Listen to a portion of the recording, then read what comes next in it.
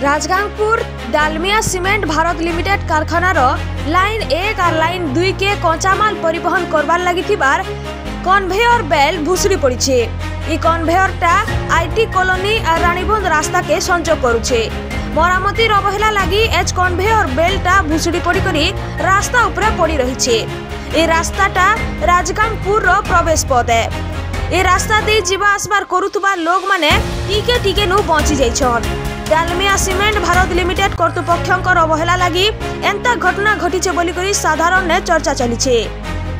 बहुत दिन मरामती करा जाउ नथिबार कन्वेयर बेल्टा भांगी पड़ी जाइछे, जेंथि लगी गुटे बड़ दुर्घटना नु टिके टिके नु बची जाइछन पथचारी। एंता घटना के नहीं करी पाखर आखर बासिंदा मानकर भितरे असंतोष देखा देइछे। राजगांगपुर शहर के प्रवेश पथ गुटे प्रकार बंद हो पड़ी। जीवार आसबार ने नाना असुविधार सम्मुखीन हबार के पड़ुछे। कर्तृपक्षर अवहेला लगी एंता दुर्घटना घटी। सुंदरगढ़ नु कालो सिंह रिपोर्ट, दहना टीवी।